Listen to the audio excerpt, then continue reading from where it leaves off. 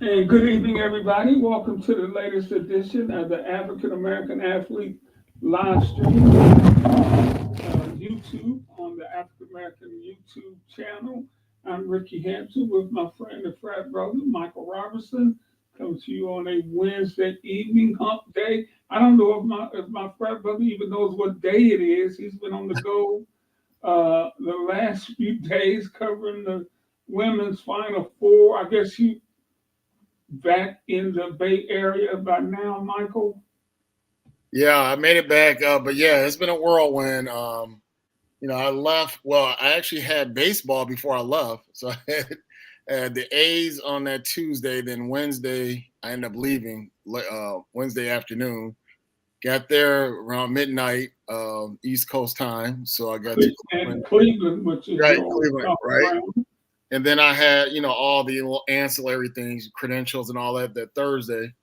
And then, it got started on Friday, and it was exciting, that semifinals. And then, of course, Saturday I kind of chill with the family. That's that down day where you can go to the practices and all that stuff. But I said I'm hang out with family that day. And then, of course, Sunday was the big game, and didn't disappoint, especially if you were a South Carolina fan, because they put in work. I mean, it was a close game. Matter of fact, Iowa got out to a 10-0 start. So it was like, are we gonna have a repeat of last year where Iowa beat South Carolina? But then they put the clamps down, and then the most pivotal run was the end of the second quarter. South Carolina went on a 5-0 run, and then the start of the third quarter they went on a 6-0 run. So it was an overall 11-0 run, and that pretty much Separated. that pretty much clinched it. And then it was all just basically the singing was all that was left, and then they put it on them second half, and then they also put another player on Caitlin, which slowed her down because she had 18 points in the first quarter, so it looked like she's on track to get 80 or at least in the 70s. But yeah, they put a clamp on her in the second half, and got it done. This is her third title, and also the school's third title. Mike, it looked to me watching at home that South Carolina's depth and athleticism were on them because they went, what, 9 deep? Yeah, And, and and here's another thing, their size, their athleticism, and right? depth But just wore them down. it's funny you mentioned the bench, because the bench scoring was a whopping, ridiculous 37-0. 36. Then you get That's the bench scoring, yes. So you have no chance, and then they out rebounded them too, big yeah, time. So the only thing that kept Iowa really in it in the second half was the 3-point shooting. Other than that, they were being dominated on every aspect. And then, of course, they got steals, rebounds, assists, just all around. They look like a great team, and they're still young too. And yeah, one of the players said, "Hey, look, this was a revenge tour. We remember how they beat us last year in the semifinals in Dallas, and we were on a mission." And I said, "Okay, I heard that." So, yeah. yeah, But Mike, it was great, high quality basketball. I want to talk some more about the championship game, but I want to go back to the semifinals and get your thoughts on the ending of the South Carolina UConn game. And that's been the big no, no, no, discussion. no, no, no, UConn, Iowa. Yeah, yeah. I'm sorry, UConn Iowa game. The Yeah, final 9 seconds. yeah. Take us through what you saw and what Well, you thought about it. I remember you asked me where was I sitting. So, just to kind of put in perspective, let's say this right here is the to my right here would be the South Carolina, not South Carolina. See, I'm saying doing the same thing you are, but this is the bench right here. Then here's the other bench right here. So my angle was to look right from that point. So that screen happened in front of me, but you couldn't really see from the backside that foul that they called. But when they showed it on the screen, which it took a while, because it's almost like, well, we don't want to cause any controversy, because at the point they were down by one, and if Beckers hits a jumper, it's over with a 2 or a 3. So that's what everybody was anticipating. But before that play could even develop, because they tried to drive to the basket and it's okay, let's reset and let's do another pick and roll. And then once they tried that, they called off as a foul, and the crowd was aghast, except for the Iowa fans. But the crowd was like really upset with that because they said, "Come on, at least let them get a shot attempt." And then they come down on the other end, and Caitlin made one free throw, and that pretty much sealed it. And then they didn't really, they weren't able to get a shot off because then they got the ball back on the free throw miss, and then Caitlin threw the ball off the page to make more time waste. And then by the time they inbound the pass, it was like a 0.1 left. So there was no way Connecticut could do it. So that play really, really, really was a tough one, and it was really controversial. Do you agree it was a foul? No, I mean, my thing is this. If you got a situation where you won't call that pretty much throughout the game, but then all of a sudden in the most essential part of the game, you call it. Come on. I mean, it wasn't like it was egregious enough where you say, well, because she did that, either she elbowed her or she had it up too high where she, kind of could have injured her, or she really impeded her, beyond the realm of what a pick should be. You're not going to understand that, but you cannot do that there because that is just, I mean, you took away from what was a great game in the first place. And then the last seconds, and then of course everybody's gonna think, well, not everybody, but the naysayers gonna think like, oh, come on, man, you guys did that to make sure Caitlin would be in the finals, and then of course the NCAA would make more and more and more and more money if they go to the finals, because if you got Paige and UConn going there, the allure won't be as great as to have Caitlin in the finals. So there's a conspiracy going on there. But I'm totally with you on that, man. Looking at that play, and not only just that play, how the game was being called. Right. It was a physical game. And one of the things that's come out of this, I don't think people realize how physical women's basketball. I mean, I know because you follow it. Those ladies get after each other, and that was a physical game. And I saw Caitlin. I'm not taking nothing away from that. She's a great player. But she gets away with this little push into you. Yeah. And stuff all the freaking time. Yeah. Now, if you're not going to call that, you can't call that final 9 seconds. I agree. And that's the thing that, and then you think about it, when you talk about the physical play, see, and that's what Dawn had to address last year. She was saying, after, that disappointing loss to Iowa, then she actually said, look, I got something to say to the media. And said, look, we're not bar fighters. We're not thugs. We're not this. She had to fight that because they were talking about how rough they were. Then you hear the other comment about the dirty debutantes, whereas Iowa's this pristine Erica's team. And then, they're dirty debutantes. I mean, come on, really? It was that it is no doubt. I don't know if you felt it. Being there, that this was a thing going to this game where this is Black America versus White America. Just like 1979, which is still the highest rated game, even though this game right here had 18 million, almost 19 million. So I'm not sure if that surpassed the Michigan State, Indiana State game or not, but we know that if it has, look how many years have gone by from 79 to 24. I mean, that's a long, long time if that is the case. But if it's still the highest rated, we know why. And pretty much that was the parallel.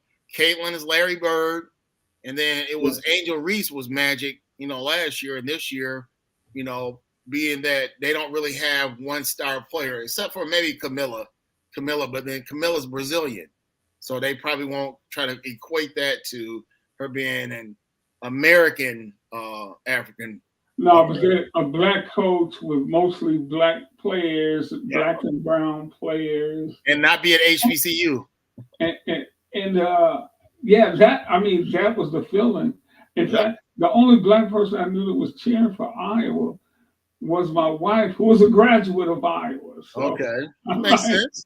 She's a Hawkeye. I mean, hey, But then, man, that's kind of sad, in a way, because it takes away from what was just a great tournament. That whole thing, well, doesn't really take away because people who know. Yeah. But that was a real thing that was out there.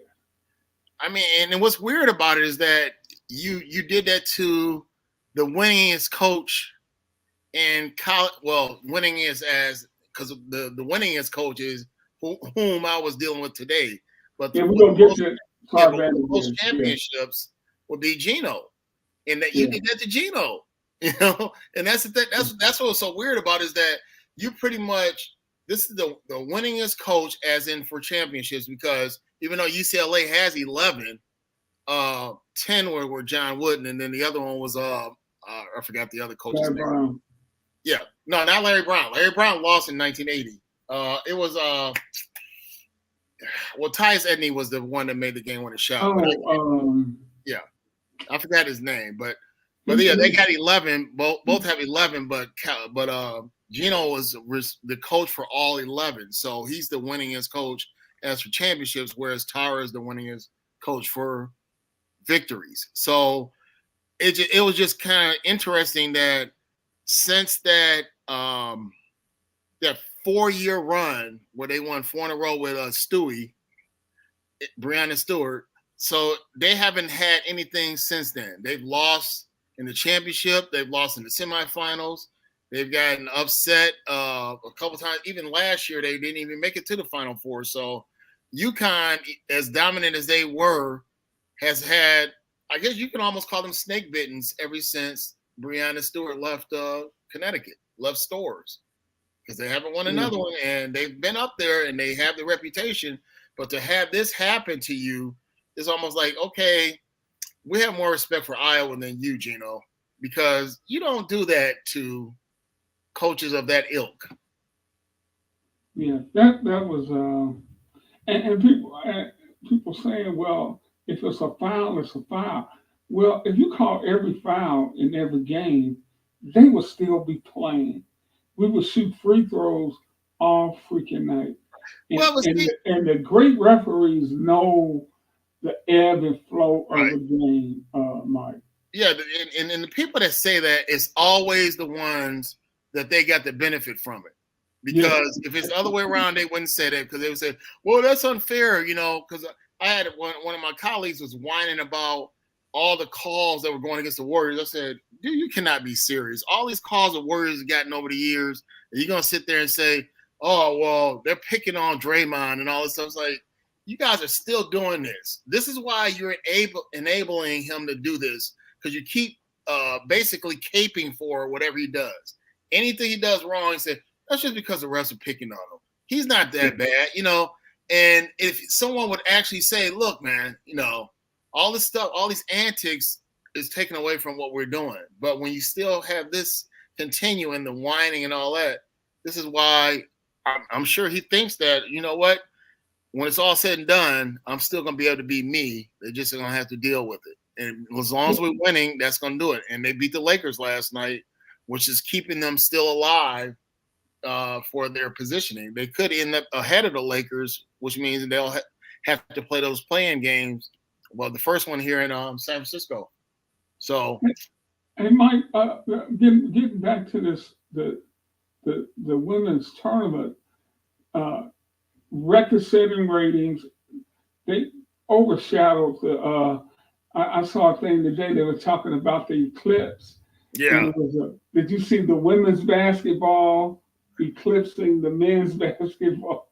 Well, here's another thing about this whole thing. So Cleveland was like right on the pace to be the epicenter cities, and then I think Erie was going to be right after Cleveland. So I was at the airport. So I got to the airport, and one of the workers gave me some glasses. And I was looking out the window, but I said, well, I'm not going to be sitting here all this time. I still got my luggage and all this. So I went and sat down. Then all of a sudden, everybody was gathering over by the window. You see the planes out there. And then I looked down, and I was doing this. And then next thing I know, completely dark outside. I said, oh, my God. No. Wow. And, then then a few minutes later, it came back, and I said, "This is one," because I've heard of them, but I've never really been in a place Wow. where it was absolutely, the Right. piece of that place. So Right. yeah, it was weird. So to have that, and then to have the Final Four, and then afterwards, after the championship game, we had a get together for the media over at the Rock and Roll Hall of Fame, and that Oh, was cool to nice. be inside there. Just to see some of the postings and all that. So I Was took. that your first visit to the Rock and Roll Hall of Fame? Was that? Yeah, was that your first visit? Yeah, that was my first time. I've seen it from the outside when I've been in Cleveland, but yeah, that was my first time, and I was glad that they did something like that, to kind of like encapsulate the whole Final Four. So after everything Oh, was said and done, they gave us time to write our stories and all that stuff, and then we went over there, and so it turned out to be a really well, nice. I'm sorry, Mike. I didn't mean to cut you off. No, Go no, ahead. yeah, no, I'm saying it turned out to be a really nice thing. Yeah. Hey, man, tell me this. Like I said, record-setting ratings overshadowed the men's, and we will talk about the men's tournament also because UConn gets their props on the men's side. But what the ladies did and what they've done in the last 3 or 4 years, I don't know, maybe longer than that. You know better than me because you cover it. It seems like the momentum is growing and just blew up now. Can they sustain this? Well, that's what I think that they're hoping that Caitlin will make this also a great thing for the WNBA, because even though college basketball has had their, I guess we could call it a renaissance, their renaissance around this time, because they've even said that they had a moment where it was hot for women's basketball, then that faded into oblivion, or like Mike Tyson said, Bolivian. But but yeah, so that's what they were talking about. That, well, let's sustain this. Well, this just be a moment where everybody's rah rah rah. But once Caitlin goes in the NBA and maybe just has, if she doesn't have a meteoric career, what people say, oh yeah, that was fun back in 2024, but yeah, same old women's basketball. I don't care for that. Blah blah blah blah blah. Or it might be a situation where they say, you know what? This is the renaissance, like we said, and it's going to continue. It's going to open up the doors, and now more little girls are going to say, okay, because of Caitlin, and hey, I also admire that coach over there, Don Staley. Yeah. So maybe that would be the key, because that's what people are getting upset about, is that even though they won their third championship, second in 3 years, it still was all about Caitlin. Oh, it's so disappointing she lost. Instead of saying, congratulations, Dawn. You have won 3 national championships. You are the winningest Black coach ever, men or women, by having 3. I mean, even when she only had 2, she still was the winningest. So that is like a thing that's being overshadowed because it's all about Caitlin. Win or lose. Well, and I think that goes back to the point I kind of mentioned earlier when we were talking that a lot of people look at this as a black versus white game. And look, man, all props to Caitlin Carr. I mean, I love what Don said after the game. Hey, thank you for what you're doing. But let's not forget what Don did and what South Carolina did. Exactly. And Mike, as I look at the game going forward, Juju Watkins, right? Yeah. Juju Watkins. She had a phenomenal freshman year.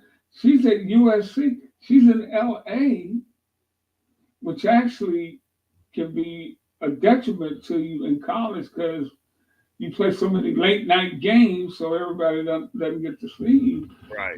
But you've seen her. Can she walk into that? Oh, absolutely. She more than likely will be player of the year next year. Although our player out here, Kiki, who I just talked about to Tara, and like I said, we'll get to that when we talk about her retirement. But Kiki's going to be up there too, because she was already honorable mention All-American this year. And of course, Cameron, her teammate, Brink, she's leaving Now, for. Kiki, who was Kiki? Oh, Kiki Iriferent. So she's one of the star players here on Stanford. So it was her and Cameron Brink. And Cameron Brink was All American Defensive Player of the Year, and she's going to be more than likely the number 2 pick, and Caitlin should be the number 1 pick. And she'll be playing with Aaliyah Boston, who's the star player from South Carolina that Coach Staley had and won a championship with. Because when I look at Juju as I don't even remember Caitlin as a freshman, and I know she didn't have the physical size that Juju has. Because Caitlin's frail right now. I mean, she's thin right now. I think Juju, and you know better than me, has the ability to do everything Caitlin did. She may not score at that pace because I don't think USC is going to need her to score like Iowa did. Because I thought Caitlin took some, you got to call them bad shots because she forced some things, but clearly they needed her to force shots to play with South Carolina. But Juju seems to be the total pack.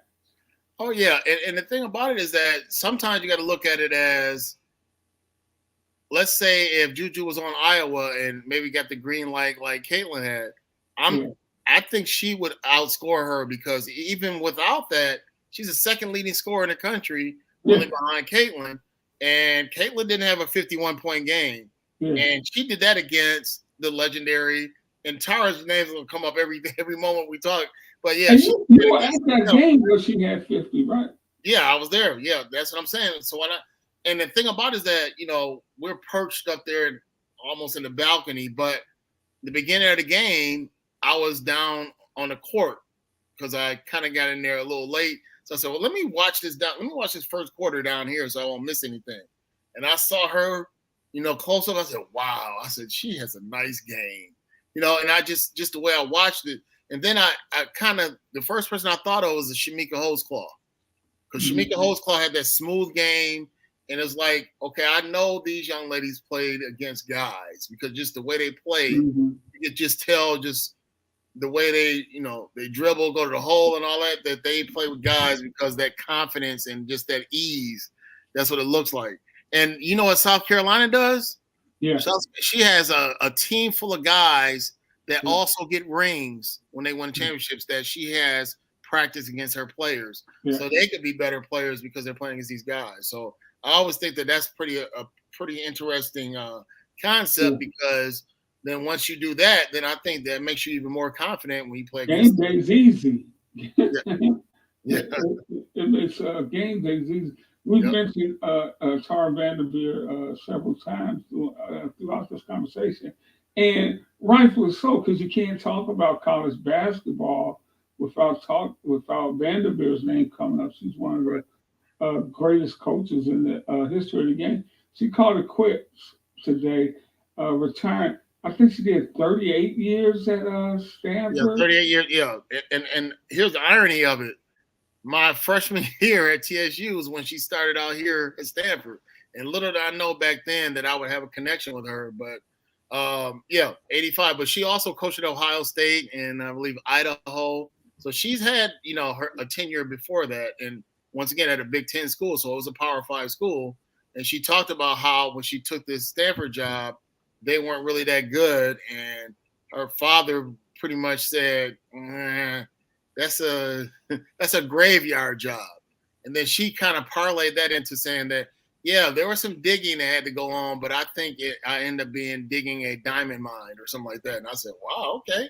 That's a good way to turn it around from a graveyard job to, a place where diamonds are mined. Yeah, more than 1,200, I think 1,216, the most victories in any other coach. Hey, Mike, did this whole NIL thing, or was she just ready to go? Because she had, Yeah, because that's what a lot of people think. Well, a lot of people are really thinking, because, the NIL, I don't think has really been a factor out here because it's kind of interesting though. Tyra's a longtime coach. She stopped, and then the football coach also Oh, stopped. yeah, Yeah, and he had been Shaw. So Shaw, had done great things here, won Rose Bowls, and got them in a yeah, national highlight. So people thought that he might have, stepped down because the NIL was going to be a tough thing. Because the one thing about it is that this is a school with high academics. So you could do right. all that wheeling and dealing, but they still have to be able to maintain themselves at this prestigious university. So, but with Tara, people were wondering was she done because the Pac-12 was done, and then she didn't want to deal with this whole Yeah. ACC deal. But she just said, it was a few times over the years that she was ready to be done, but she talked herself out of it. And one summer, she said she took a break, and that's what really did it. So she pretty much just said that it wasn't because of the ACC move and all that. It was just that she just felt it was time. So that we got to take her at her word for it. Oh yeah. Oh yeah. And her replacement is what's it? Pay? Yeah. Kate Payne, which is been her longtime assistant and was a former player. So yeah, that's one of those coaches in waiting situation. Yeah. Yeah. Yeah. So even She's though got some. one of her other players is a coach across the bay, Sharman, Coach Sharman, she's across the bay at Cal. So she Man, has a she little got intrigue going on. she's got some shoes to fill. Yeah. Did she ever talk about which one of her teams she enjoyed the most, or Yeah, who? you know what? That was asked too. So she said that even though those three championship teams should be the best ones, she said some of the ones that didn't win were really good. It just, maybe a bad circumstance changed everything. I think she said when they lost to SMU, that was hard. And then, of course, when they lost to UConn when I was in Minneapolis, that she said that was a hard one. She said that team had a chance, which they would have played South Carolina in the championship, but they lost to UConn. But yeah, overall, she said that that all those teams have been great. And then when someone asked about the differences of the three, she said, that first one was good. She said that the 3-point line had just really got instituted around that time, so that was 1990. And she said that really helped them because they ended up being a shooting team. They weren't really that big. They ended up being a shooting team, and that's why they won in 1990 with my homegirl Sonia Henning, and then you had Jennifer Azzi, which they plucked from. I think she was from Oak Ridge or somewhere right down there by Knoxville, and they got her from Pat Summitt. So that right there was when and things turned around for Tara, where they became like a powerhouse when they got Jennifer Azzi out of Tennessee, and ironically, they won the national championship in 1990 in Knoxville. Yeah. Well, props to Tara Vanderveer. I like the jacket they gave her uh, with all the victories crossed out. Right, yeah. That was back when Yeah, she that broke the jacket. record. That wasn't today though. That's when she No, broke. no, I that's one of the things Okay. that I always liked was when they gave her that. Hey, let's talk a little bit about the and no, before we move on, man. Any final thoughts uh, from the women's side of it? Well, well, yeah. Well, on two parts. So yeah. So that whole Final Four thing was great. The next one's supposed to be in Tampa. I have to decide if I'm gonna do that one or not. Because I've done three in a row, and part of the reason why I started going to the Final Fours was because of Stanford. The Stanford had won the national championship in 21, but we couldn't really go down there. Remember, everything was constituted in San Antonio Right, because of the pandemic. right. So that one I missed. I said, man, before Tyra retires, I want to make sure I'm at one of these Final Fours just in case they win again. So the following year was when they lost to UConn, and that's when South Carolina won. And then I went to Dallas last year, but Stanford got beat by upset by Ole Miss, so I didn't get to see her there. And then this year they lost to NC State. So and then she's done. So that's part of the reason why I went to the Final Four. So that's why next year, it would have to take something really momentous to happen for me to say I'm gonna go to Tampa, because I got other things going on. Plus, that'll be homecoming with Howard that year, so I'm definitely gonna be in Nashville for that one. And then this year they're in DC for homecoming, so I want to try to check those out. So that may take away from some of my other trips, which is Yeah, the Final Four. yeah. Hey, on the men's side, we got news. Calipari. Uh, I mean, you got these coaching changes. Calipari, I think he was pissed off with Kentucky, and Kentucky was pissed off with him after they lost to Oakland University, where half the country thought Oakland U was out in your area, Yeah, exactly. and not 20 minutes from my house here in Right. the Detroit area. He goes to Arkansas, and Eric Musselman goes from. He's replacing Eric Musselman, who went out to Southern Cal. We're gonna get to the championship game in the Final Four, but just your thought. I thought that was just huge news when Calipari left. Uh, things Well, went. the thing with Calipari is, he was starting to lose relevance because since they won that championship years and years ago with AD, ironically, um, it hasn't been much going there. And then he's known for the one and dones and then always trying to rebuild every year. And they seem to get bounced early. So some people were, I'm sure the relationship's starting to wear thin from both sides, him and then the Yep. part of the university saying, you know what, we can get somebody else to do what you're doing. You're living off a reputation from years ago. I mean, and quite frankly, you didn't even win in Memphis. You lost that game, So I don't know. I think his reputation, which used to precede him, is now behind him, and I think maybe that's one of those situations where they said, you know what, we would rather us part ways, and you can try to get your thing going on in Arkansas, which Nolan Richardson is the king there, but will he be able to carve a new niche out there?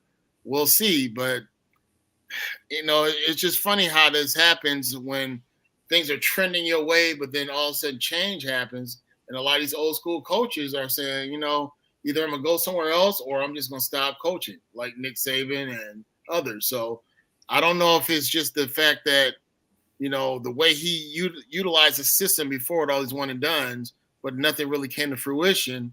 And if he's just feeling like this is not the right place for me, but I'm not sure what the Arkansas deal was, unless it's all about money.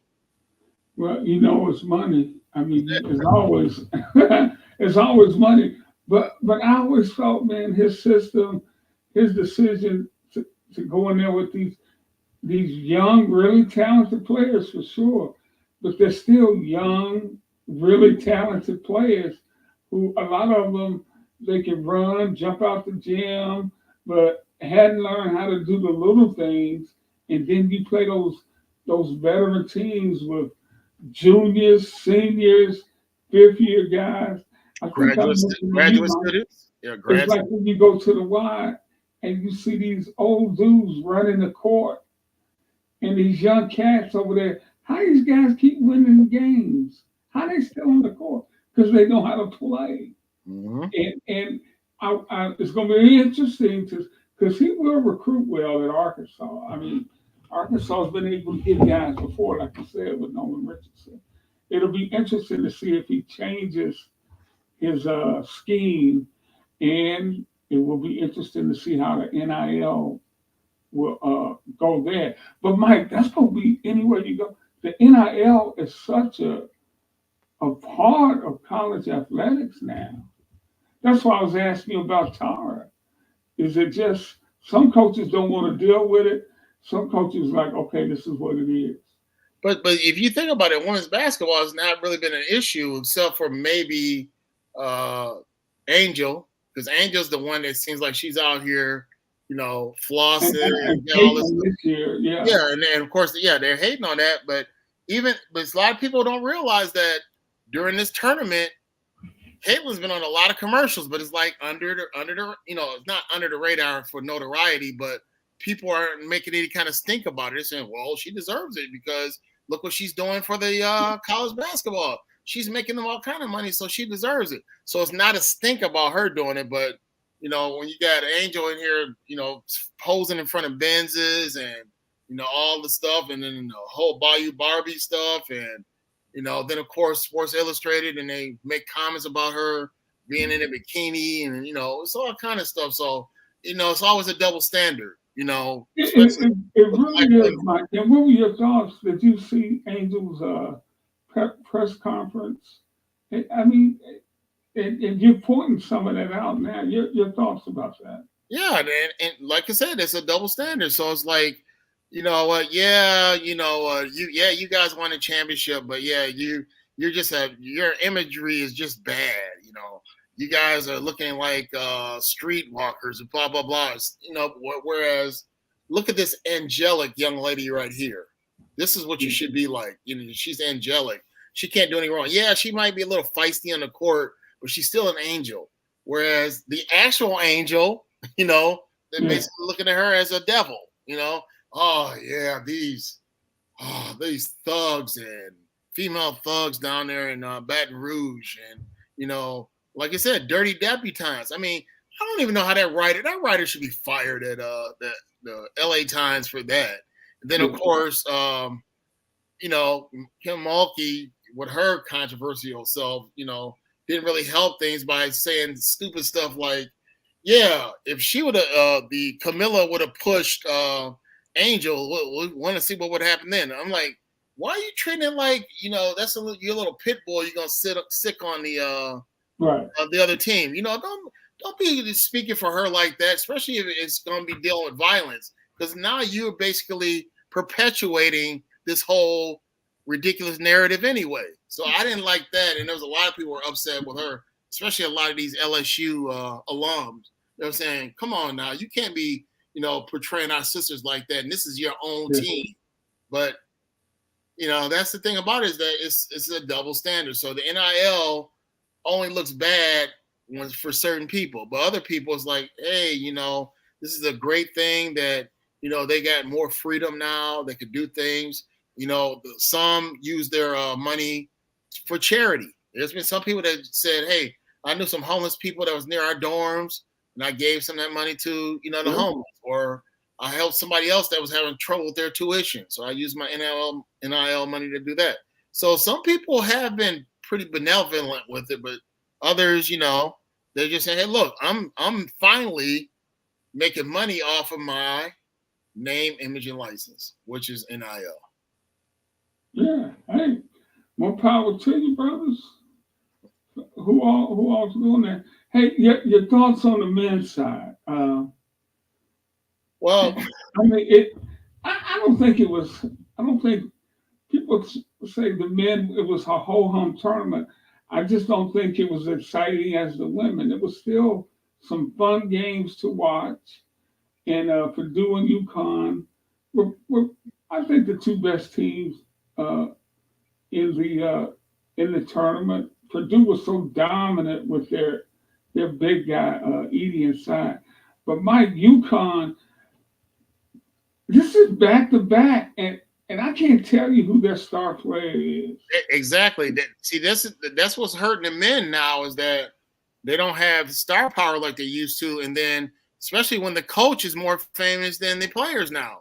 I mean, think about it. Their Hurley name, that carries weight. Everybody's, oh, well, you think of Hurley, you think of his brother playing for Duke, and back in the day when you knew all the players on the team. Now, yeah, nobody knows these guys. I mean, and that's not their fault, but it's just, part of the one and done has made us not remember guys. Before you could say, okay, hey, the 82 North Carolina team, oh, I remember Michael Jordan hit that big shot as a freshman, but I even remember the point guard was Jimmy Black because we knew the team. Then James Worthy, Sam Perkins. So you knew all those guys, and then because they'd be there for years.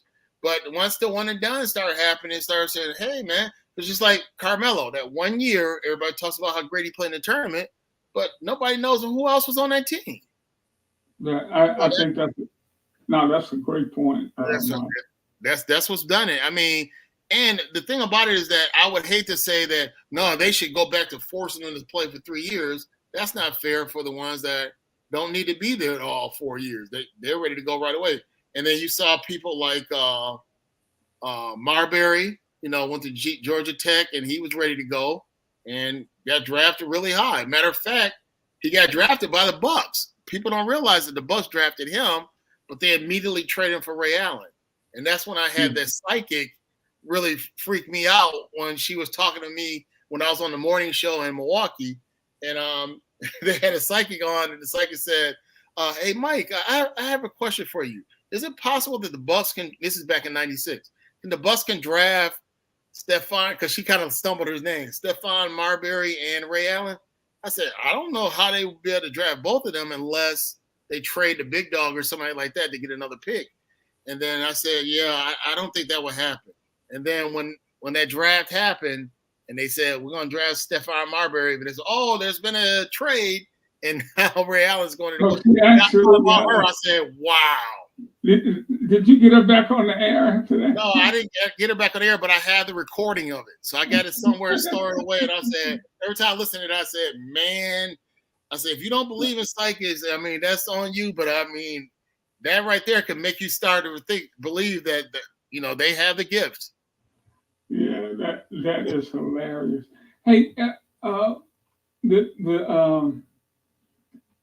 the championship game Monday, I mean, I actually went to bed at halftime. I mean, and it was 36-30, but even with that, I was like, I did record it, I will say that, and I was going to, if it was an exciting finish, but you just had the feeling UConn was going to do what they needed to do. And Mike, all they do was play good defense, execute on offense, and rebound the ball. Nothing flashy whatsoever. Well, for me, it's kind of funny with that because last year it was the same scenario. I was in the air when the game was on. So I think somebody was in another seat was that was on the way there. So what happened is that I kind of saw what was going on when I was at one airport, but then when I got to Denver, I think I was looking on my phone and it just turned halftime. And then I said, okay, it was still kind of close. But then as I was there, because I had a layover, I think I had a meal and all that stuff. Who did they beat last year? Oh, no, last year, I'm just saying that I was flying home, and then this was Dallas. This was they beat North Carolina, but this was when the women were in Dallas and the men were in Houston. So then when I was flying back, North Carolina was up at halftime. I remember saying, wow, Hubert Davis in his first year might get a national championship. By the time I landed, I looked to see what happened, and they came back and beat North Carolina for the national championship. And I said, wow, once you're not really watching it, it's a shocker to see what happened. And I was trying to figure out how in the world did they lose that lead and then lose the championship in the second half. And then that's when I had to wait till I got home to watch the highlights. So that's kind of the same thing we're here, where it's like Edie looked pretty good in the first half, but then the second half, they stymied him. Yeah. And think about Mike, he finished with 37 points and 10 rebounds, 15 to 25, but they didn't give anybody else anything. Purdue only had one other guy in double figures, point guard Brandon Smith. He had 12 points, and he shot the ball poorly. They needed him to shoot.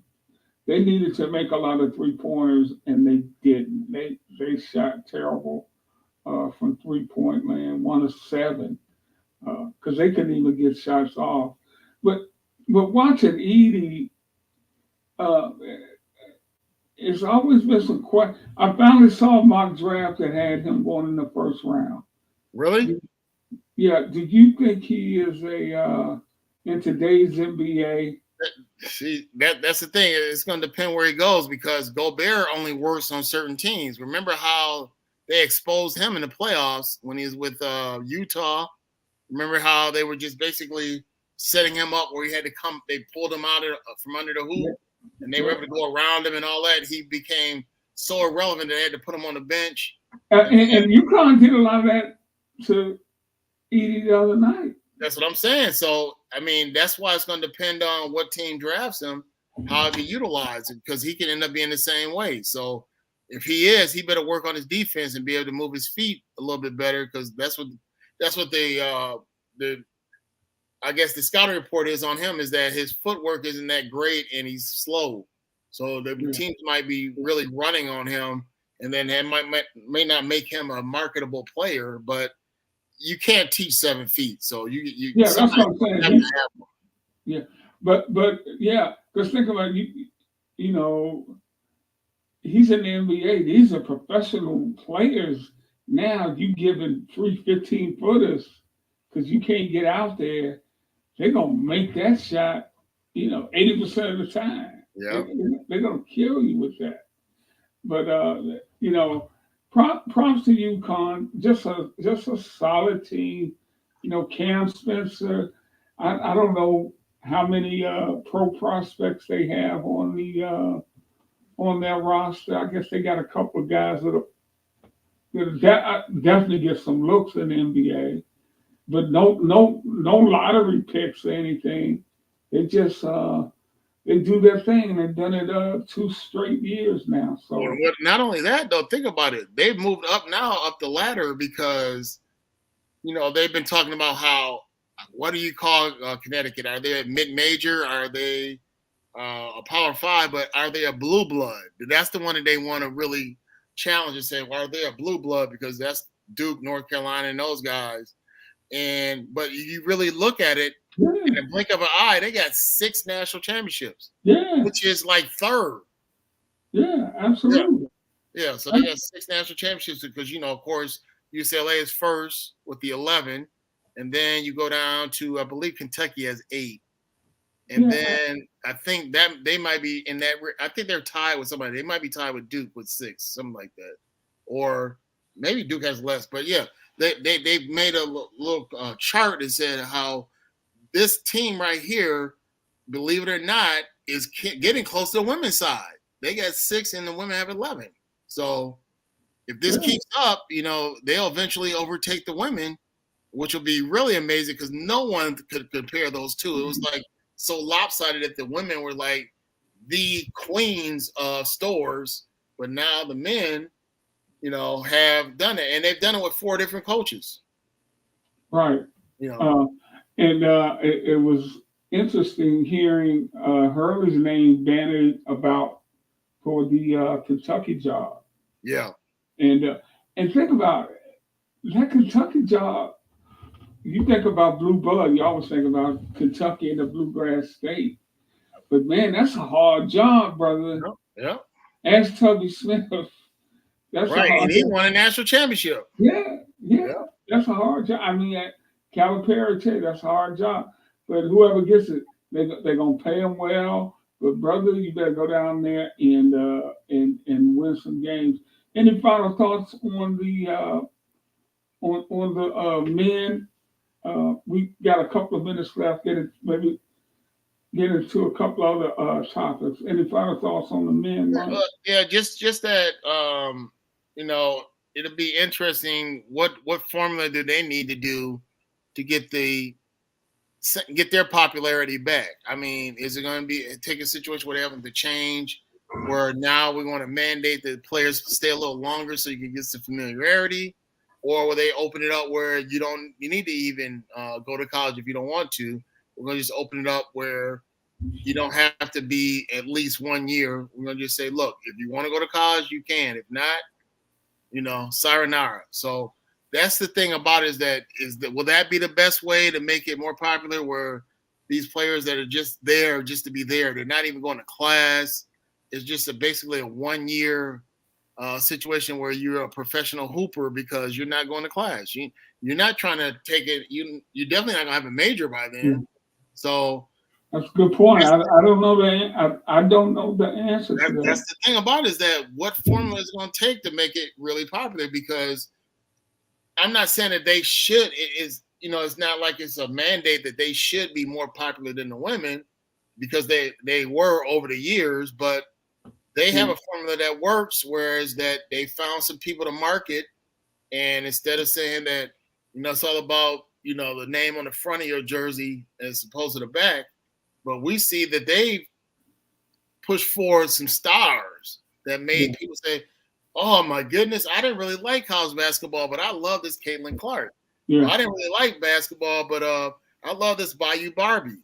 I didn't really like basketball, but look at this sister coaching out here, and she is dominating. She had 3 national championships since 2017. So, they got marketable situations, whereas the closest to marketable here was maybe Edie being the big man. That's probably the name that everybody can identify with. But other than that, maybe Connect in Tennessee, but that's it.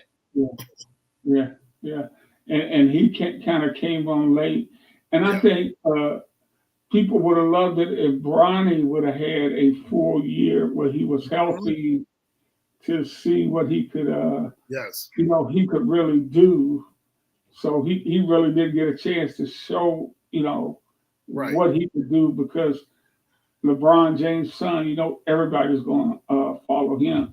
But I think the main thing you hit on before, some of these guys, well, they would need you do what you want to do, but what would help if they had guys sticking around for their sophomore and junior year. Only thing in the NBA draft now, if you're 22, they think you're old, man. Exactly. And we now have more of an influx of the foreign players that they don't have to go through all that. They're playing ball when they're teenagers, playing pro ball, so they could just come in and say, "Well, what do you mean college? I didn't go to college. I was already playing pro ball." So that right there messes it up too, because now you don't have that avenue where, hey, I go to college and there's gonna be spaces in the NBA for me, especially if I was one of the top players. But now, like you said, if you stick around for 4 years and think you're gonna come in the NBA and have a roster ready for you, now you probably gonna have to probably sign on as a free agent. But just think about this though, Ricky. Just think about what Juju did if Bronny was doing it. What do you think that would have done? Oh my God! If he'd have got 51 against Stanford men and was averaging like 27 a game, that would have totally made the men's side more popular. Yeah, absolutely. And my God, I'm looking at a couple of the mock drafts, and I see names I know nothing about. Right. Alex Sarr from Australia, Zachary Reicher from France, Nikola Topic from Serbia. I don't know these guys. I don't know these guys. And a couple of you see some American players, but they're all underclassmen. In fact, one of these guys on this mock draft, this is mock draft from. How is Imani's name in there anywhere? Who? Imani Bates? No, I don't see Imani. No. Stephen Castle from UConn, who played on UConn's team, is a lottery pick in this draft, and so is Klingland. And a lot of pro scouts like Klingland, Clinnigan over Edie.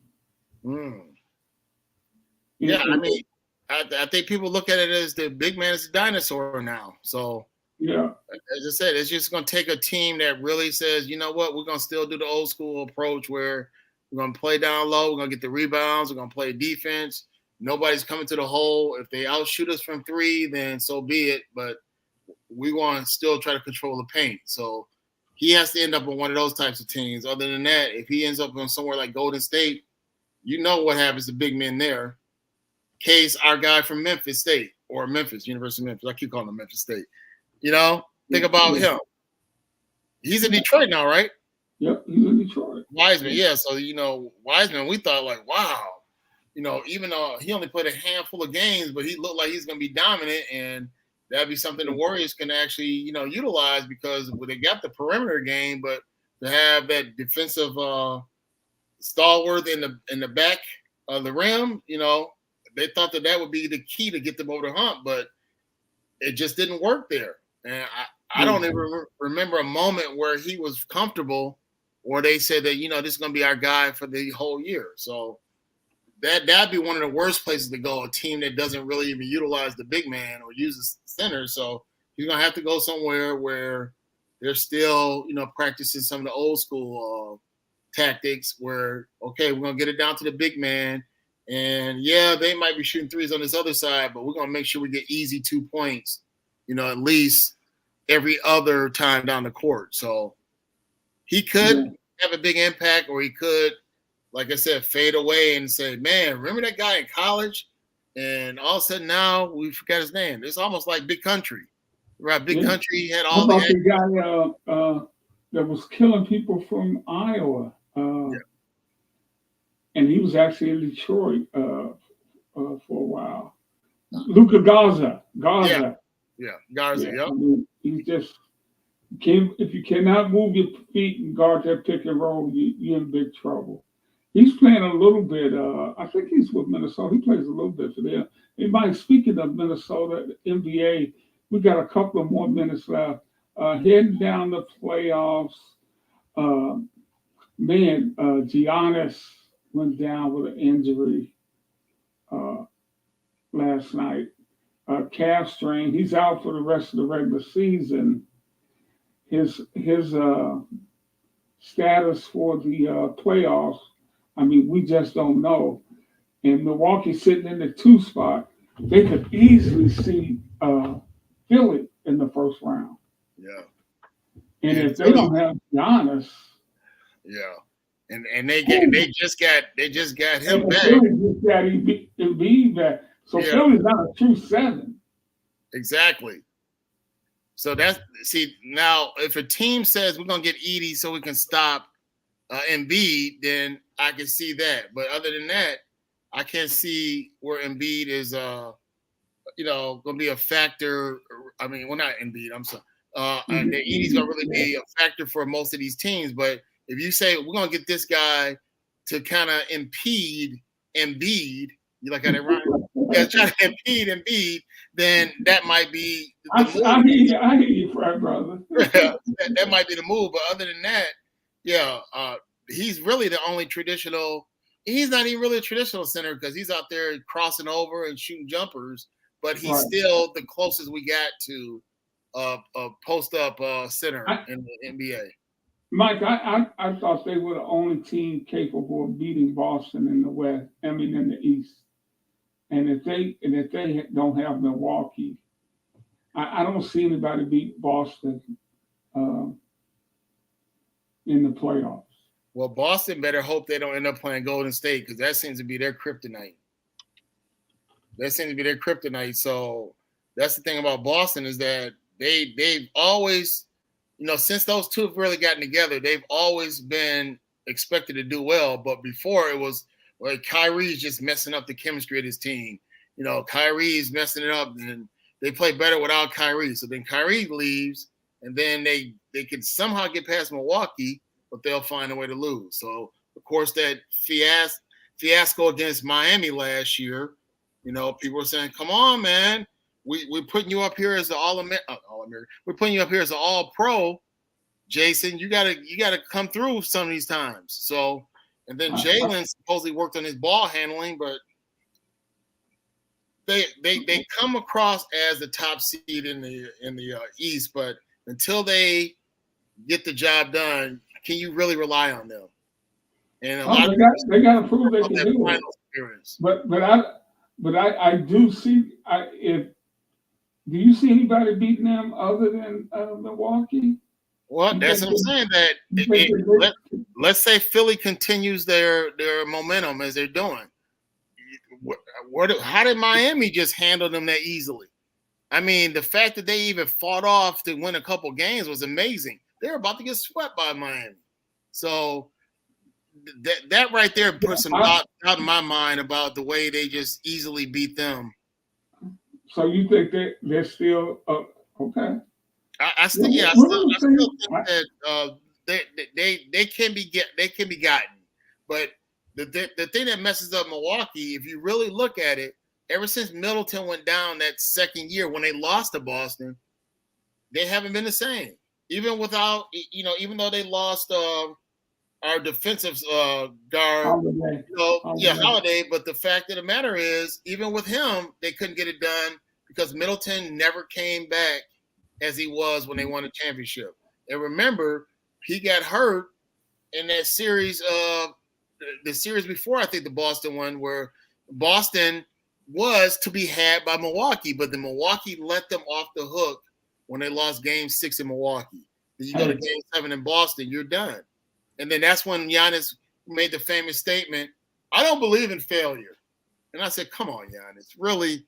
You guys were the favorite in the East, and you lost to these guys after you had them dead to rights, Game 6 at home. You could have taken them out, and you didn't. So, and this is with Middleton out. But like I said, they didn't seem to have that oomph to get over the hump without Middleton. So I think if Middleton ever gets it going, the third person, then I think they could get it done. But with the injury now, we don't know if he's going to come back strong or not. It was a miracle he did it against Phoenix when it looks like he was going to be out in the finals. So that was a miracle situation. I don't know if it was his Nigerian background that said, "Hey, man, we got that bloodline. Let's get it going." But man, look, we're about to finish this, Mike. We out of time, brother. All right. Hey, but glad you made it back safely from Cleveland. Thank everybody for tuning in. We'll be back probably next Wednesday, if not sooner or later. For Mike Roberson, I'm Rick Hampton. Peace, everybody. Peace. Have a good night. See you.